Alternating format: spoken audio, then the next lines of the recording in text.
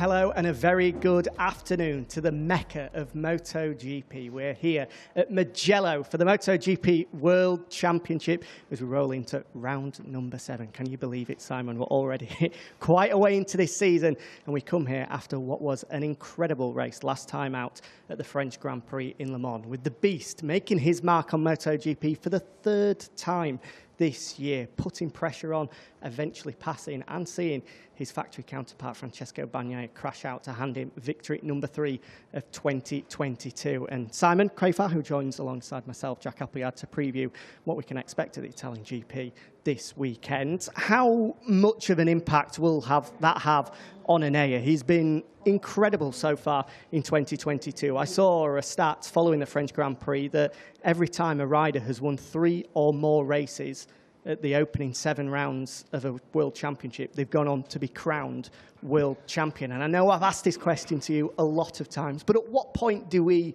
finally and eventually say that Enea as a rider and the Ducati team as a package is capable of winning this World Championship?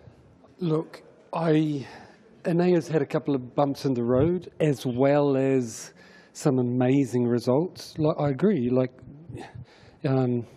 champion rides. I still expect, though, it's only his 2nd year, that there's going to be more bumps in the road to come, you know. So, and it's why, I mean, predicting what's going to happen each MotoGP is a mug's game, because you're going to get it wrong, you know. The one I thought was a safe bet was Fabio at Jerez, and I was wrong, you know. He got beaten by Pecco. And I think Pecco and Enea, for me, have to be the favourites coming in. I say that Enea's on form from the last one, so's Pecco. He was fast here last year, and I think the Ducati will be the best bike to be on, you know, arguably around here. So I think those are the real strong ones. I think the Suzuki, and don't forget the Aprilia, you know. You say Ducatis, there's plenty of them this weekend. Now 9 on the grid with Michele Pirro wild card. And you mentioned Bagnaia as one of the favourites for this weekend. Just how much of an impact will that crash have? Because it was a huge momentum swing, not only in terms of what we see at Ducati, but for the World Championship as well, for the younger counterpart Bastianini to catch him, to pass him, and I think it's fair to say, force him into 2 costly errors. That will be a big momentum swing. Do you think we'll still see any effects of that coming into this weekend? My personal feeling is that Le Mans, I mean, I listened to all the debriefs from all the riders, and Le Mans, it was too easy to do that. All of the riders were saying front tyre, you know, all about managing, trying to stay on. Some of them didn't stay on, and Bagnaia was one of them. Yes, it looked like he got rattled, you know. I genuinely don't know if he did or not. He said that he went in there slower. The thing is, everybody, I'll repeat, was having trouble front tyre to get it to the end, especially following.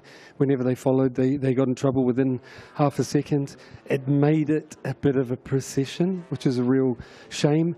I think, Pecco, that he didn't hurt him physically, and he's on form. I think he's going to bounce back from that, and as long as he has the feeling, you know, confidence in the front, he'll be away. In terms of how that will affect him mentally, as you say, normally an unflappable character is Pecco, but we have seen a few moments this year, most notably at Argentina as well, when things weren't going his way as well. Just how vital would a victory here, making amends for what happened in 2021, be for Pecco this year? It could really be the sign that he's here to stay in this championship fight. A victory this weekend could be, potentially, we look back in Valencia, the turning point. Yeah. You spoke about the championship before, and what Pecco did at Le Mans was a massive blow. He needed to finish the race, you know, for the championship, and he's going to be kicking himself. I'll repeat, it was very easy to do. I think that coming into this one, he's going to really want to finish. He doesn't want to make the same mistake. I don't really feel there is a danger of that. I think he's going to be strong from the start, and I'll repeat, he's really on form. I think, personally, even more of a favourite to me than the Beast. So like I said, it's a mug's game trying to predict, but those are my two favourites coming into it, especially Bagnaia. You mentioned the plethora of Ducatis we've got, as we earlier said, 9 on the grid. Jack Miller will no doubt be in the mix as well after another podium in Le Mans. We'll see the likes of Marco Bezzecchi and hopefully Luca Marini, who has been strong here before, showcase his form. And Johann Zarco as well will be strong. Fabio He was Di good last year. Zarco was good last year here. And I am never surprised anymore when Marco Bezzecchi surprises us, you know, because he's been going brilliant. So, yeah, a lot of Ducatis to watch. And certainly it's worth keeping an eye on Aprilia this weekend as well. If you didn't catch the news earlier, big breaking news that both Aleix Espargaro and Maverick Viñales will be remaining with the Noale factory for 2023 and 2024. Brand new 2-year contracts in the back pockets of both of their riders. A huge tonic for them coming into this weekend. Yeah, I mean, they can relax, can't they? Meaning they don't have that extra stress of, wondering about your job. And if you've been following on social media, Aleix has been spending a bit of time thinking about that. So the thing is, we're in Italy, and I think Aprilia know this track really well. Their riders do, and that's why I mentioned it before. I think the Aprilia is going to work really well around here, and that could be, on paper, one of the closest bikes to the Ducati. I know I've mentioned Suzuki, but I think I get the feeling you can't write off this man. He's been on the podium, Aleix, the last 3. Yeah. He's won one recently. He's really on form. The bike's working awesome. So let's see if Maverick can, I've been saying it all year, when he finds that Maverick magic, in the end, he will be there. He's going to do something surprising, but I'm just surprised we haven't seen it already, Race pace has been good. He just hasn't been able to qualify.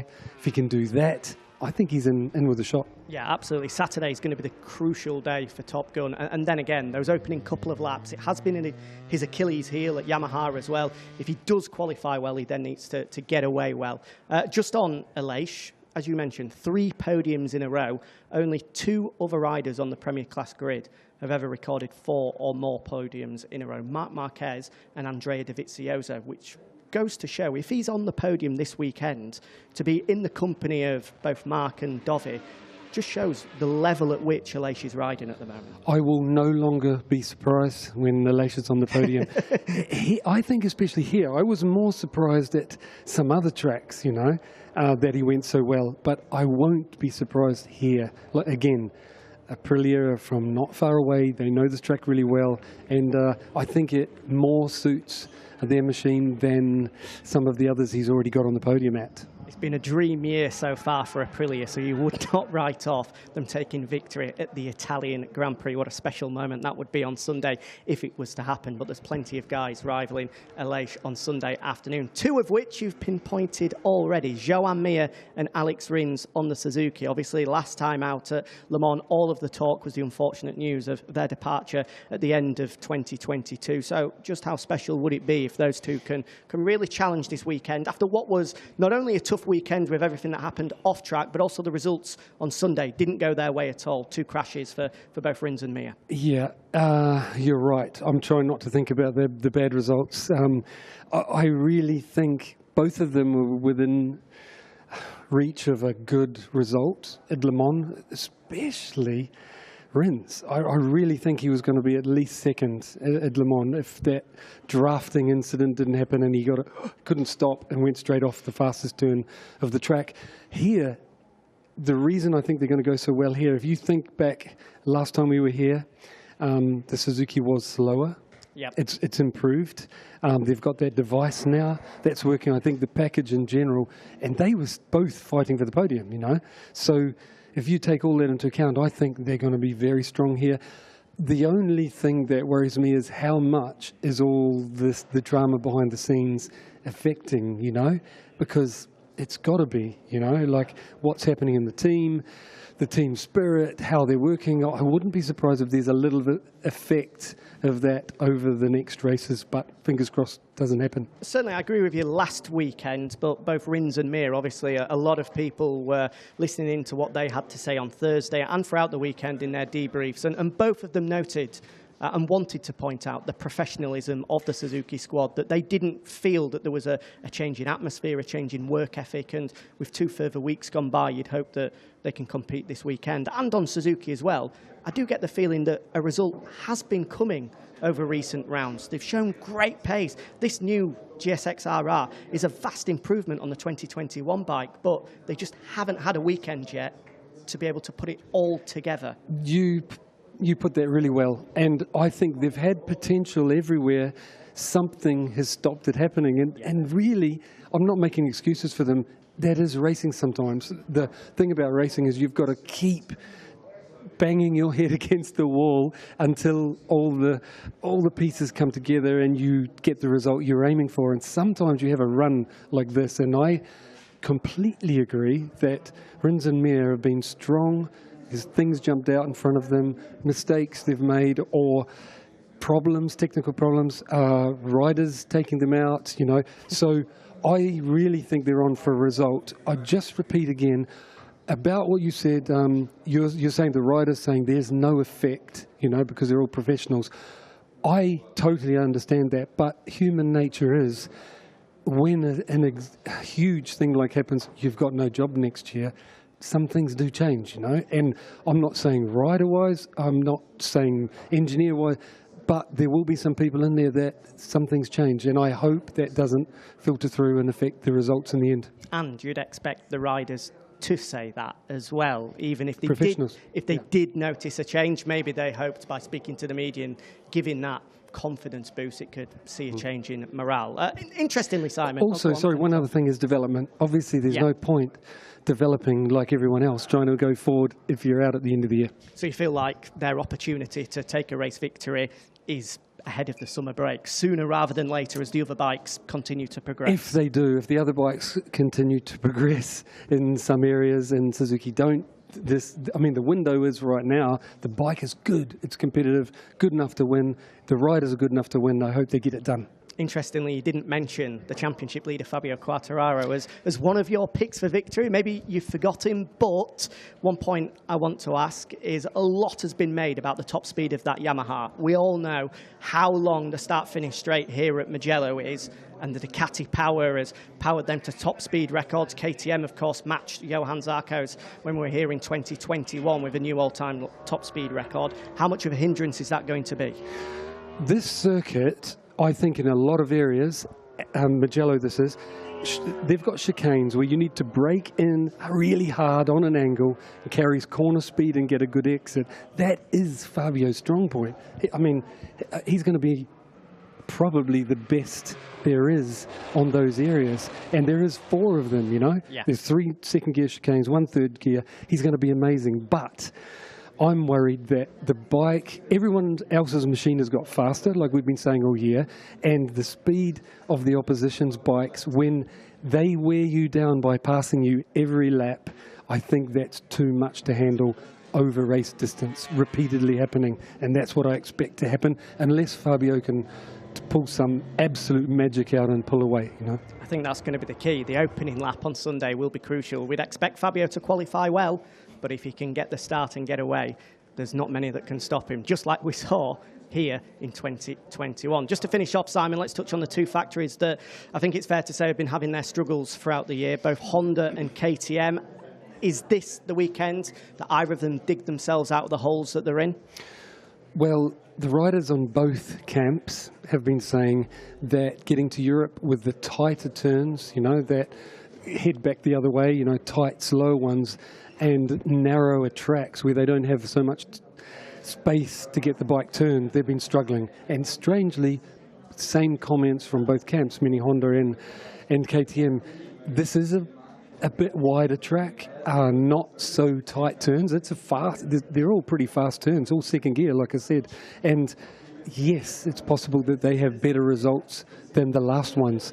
I'll be surprised though, unless it's some magic pulled out by a rider in either camp, I'll be surprised if they can fight at the front for the win against who I expect to be there. It's been confirmed that KTM will have their allowed upgrades on their aerodynamic package this weekend. Whether that will have an effect we'll have to wait and see. Just quickly and finally, Simon, it's a brand new machine for Honda that isn't having its desired effect, whereas the character of the KTM hasn't particularly changed over the past couple of years, but they're both having similar problems. Who would be most concerned at this point? Honda with the brand new package, or KTM with a similar character motorcycle? Or will they both be equally concerned that they're not fighting at the front? I've got to say equally concerned, because if you're not competitive, your machine's not competitive, I think I put on social media last week, I think it's a real interesting fight for us onlookers. Who is going to fix the problem first? Who's going to find the magic? The might. They're both motorsport giants. HRC, Red Bull, KTM. Factory. Who's going to find the problem? Fix it first for their riders. And they both will find a fix. It just is when. Oh, the other thing is, when. But who can find it first? But who can find it consistently? Yeah. So that's two different things, isn't it? Simon, thank you very much for joining us. Great to preview this weekend's Oakley Italian Grand Prix. Looking forward to hearing your comments and a look at that new KTM Aero package in FP1 tomorrow morning. Stay tuned for Simon in what is going to be a busy weekend. MotoGP, Moto2, Moto3, Moto E, Red Bull Rookies, and don't forget MotoGP eSport as well. There's plenty coming your way on Friday, Saturday and Sunday here in Mugello. But ahead of that, let's hear from 5 of the leading contenders this weekend, joining Matt Burt for the Mugello press conference here ahead of the Oakley Italian Grand Prix.